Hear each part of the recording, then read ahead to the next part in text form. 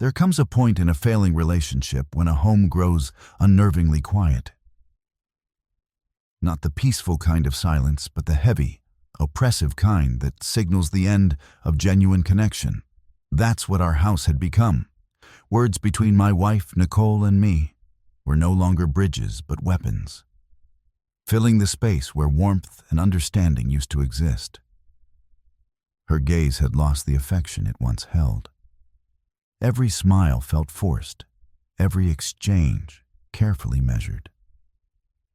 I tried everything to close the growing distance, arranging time together, offering unexpected gestures, even sitting through counseling sessions where she remained guarded and impatient. She claimed I had become predictable, that the dependable life I provided had lost its appeal, as though providing for our family was a flaw rather than a commitment. Before we continue, I'd love to know, where are you watching from? Drop it in the comments, and if you haven't already, make sure to subscribe so you don't miss any of the upcoming stories and updates here on the channel. Gradually, the signs of detachment became impossible to ignore. Notifications lighting up her phone late at night, which she quickly turned face down. Bursts of laughter that had nothing to do with me, and an increasing need to spend time away from home with unspecified friends. I tried to dismiss my doubts, hoping it was merely stress or a passing phase. But one evening, when I returned unexpectedly early, I found her on the phone, smiling in a way I hadn't seen in months. "Who's that?" I asked, keeping my tone even. She hesitated briefly before answering. "Just a colleague, Sarah." But the name on her screen, followed by a heart emoji, told a different story. That night, alone in the quiet after she had gone to bed, I reflected on the years of effort, loyalty, and restraint I'd invested in holding our marriage together. It became clear that I had been trying to salvage something she had already abandoned in every way that mattered. Rather than lash out or demand answers, I chose a different path, to reclaim my own sense of self. The next day, I reached out to someone I hadn't spoken with in years, someone who had once known me before years of compromise had worn me down. Her name was Brooke. Brooke and I had been close during our college years. She had a quiet strength that steadied me and always reminded me of my own worth. We parted ways when my job relocated me across the state. She encouraged me to pursue the opportunity, while I wanted her to join me. Neither of us compromised, and time eventually ended our contact. But speaking with her again brought an immediate sense of clarity.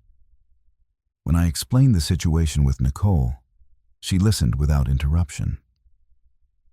Then she said simply, "You don't deserve to keep pouring yourself into something that's already gone. You've spent too long trying to repair what can't be fixed." The following evening, Brooke agreed to meet me at a coffee shop near our home. Conversation came easily, not about settling scores, but about finding resolution. As we stood by her car afterward, she offered one clear piece of advice. If I was going to leave, I should do so without apology or hesitation. The next day, I came home earlier than usual. Nicole was in the kitchen, dressed as if preparing to go out. When I walked in with Brooke at my side, her expression turned to immediate anger. "Who is this?" she demanded, her voice sharp as she gripped the edge of the counter. "You think you can just bring another woman into our house?" Brooke stepped forward, her demeanor composed. Nicole's face went pale with recognition. "Brooke," she said, her voice faltering. "It's been a while," Brooke replied evenly. The realization struck Nicole fully. The woman she had assumed was a stranger was, in fact, her former closest friend.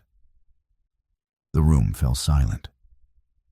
"You two know each other," Nicole stammered, her eyes shifting between us. "We used to," Brooke said. Until you deceived us both. Nicole's confusion gave way to a mix of guilt and defensiveness.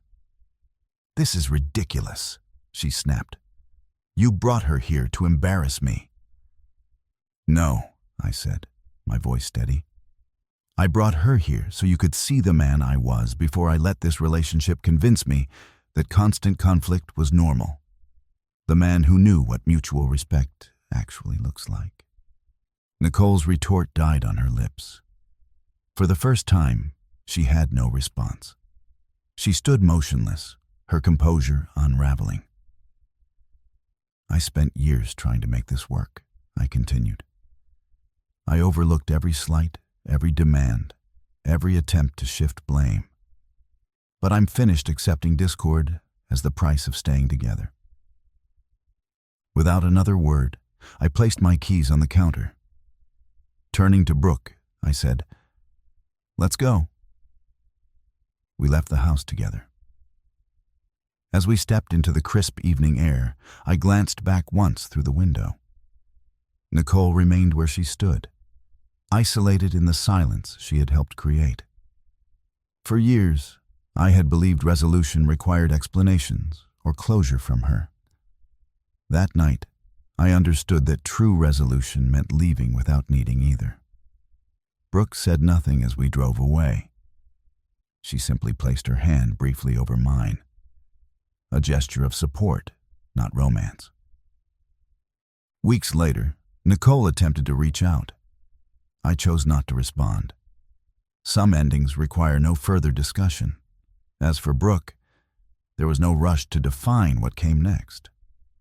Recovery is not about replacing what was lost. It is about rediscovering that you possessed your own completeness long before the breaking began.